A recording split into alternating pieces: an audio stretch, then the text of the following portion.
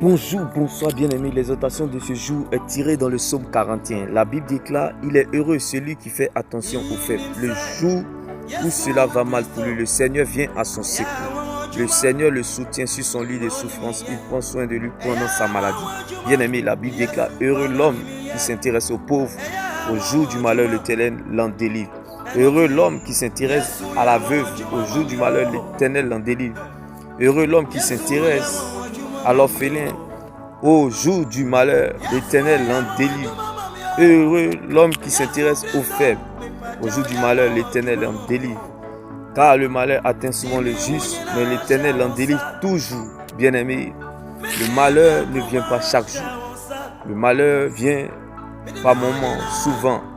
Mais la Bible déclare: la délivrance est chaque jour. La délivrance se manifeste chaque jour en notre faveur. Car la Bible déclare: les bontés de l'Éternel ne sont point épuisées, ses compassions ne sont pas à la terme, elles se renouvellent chaque matin. Voilà cette bonne nouvelle pour toi en ce jour. Bien-aimé, en Psaume 41, verset 6, la Bible déclare: sa mort, c'est pour quand? Nous pourrons enfin l'oublier. Bien-aimé, la vie est un mensonge. La mort dit la vérité. Bien-aimé, le vrai risque, bien-aimé, le vrai risque, bien-aimé, c'est de mourir sans avoir vécu ce qu'on voulait vivre. Le vrai risque, c'est de mourir sans avoir vécu ce qu'on voulait vivre. Bien-aimé, ne deviens pas grand sans Dieu. Bien-aimé, car c'est Dieu qui relève, c'est Dieu qui rabaisse. Bien-aimé, avec Dieu, ton avenir est certain, mais sans Dieu, ton avenir est incertain. Parfois, tu ressens un grand vide. Ne continue pas à chercher. Va au pied du Seigneur Jésus-Christ. Parfois, tu ne sais pas ce que tu veux. C'est l'Éternel qui te manque. Bien-aimé, le jour de ta mort, lorsqu'on ira tirer, les gens te laisseront seul dans la tombe et ils vont fêter avec les nanas à l'hôtel. Ils vont t'oublier, bien-aimé. C'est pour cela que je t'annonce cette bonne nouvelle en ce jour. Prends salut en Jésus. Car la valeur, la raison et la preuve de ton existence est ton salut en Jésus. Bien-aimé, ne laisse personne te priver de ton éternité, qui est l'enjeu majeur de ton existence. Reste focalisé sur le Seigneur Jésus-Christ seul. Bien-aimé, sache que nous vivons plus sous la terre que sur la terre. Nous vivons longtemps sous la terre que sur la terre. Bien-aimé, ce n'est pas la quantité d'années à vivre qui compte pour Dieu, mais c'est la qualité de vie que tu mènes dans ces années. Bien-aimé, ce qui compte pour Dieu, bien-aimé, ce n'est pas, bien-aimé, ce que Dieu veut te donner, mais plutôt le caractère qu'il veut développer en toi. Bien-aimé, la fin du jour vaut mieux que son commencement. Ça sert à quoi de se soucier si ce qui ne peut pas augmenter ou ajouter un seul jour à ta vie sur cette terre? Bien-aimé, cherche ton salut, cherche la présence de Dieu. Car, bien-aimé, ce n'est pas ta présence à l'église qui compte, mais la présence de Dieu dans ta vie qui compte. Ce n'est pas ton rang social qui compte, mais plutôt ton rang dans le royaume de Dieu qui compte.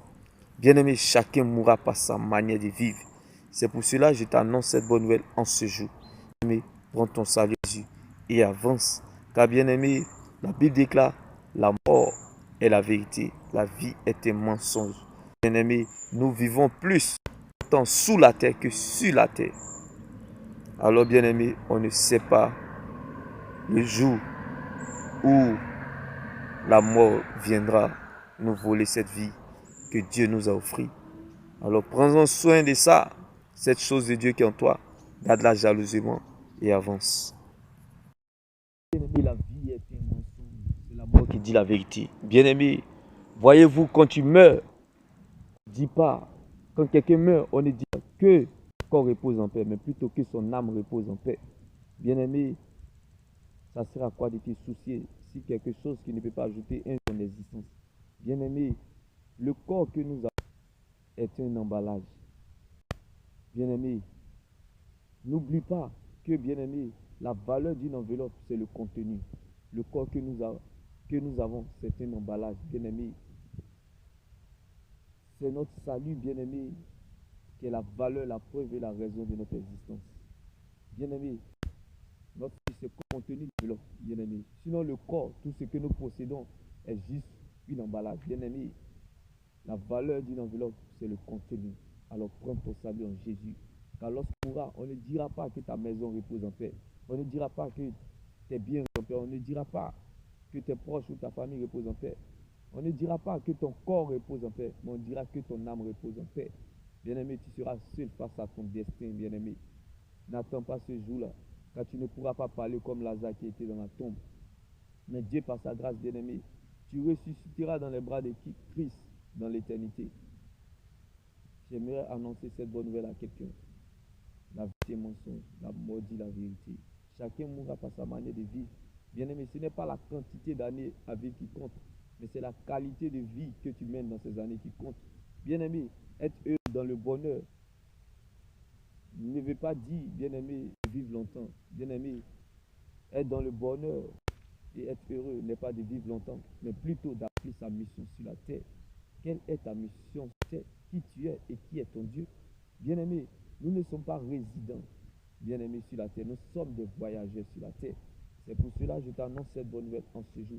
Pense à l'éternité, pense Dieu, marche Dieu, cours Dieu. Car, bien-aimé, on ne sait jamais le jour, bien-aimé, où la mort, où la faucheuse pourra avoir raison sur notre vie. Alors, bien-aimé, prends conscience, bien-aimé, de la preuve, la valeur, la raison de ta existence, qui est ton salut en Jésus-Christ, bien-aimé. Car le vrai risque, bien-aimé, c'est de vivre sans avoir vécu ce qu'on voulait vivre. Dieu m'est béni.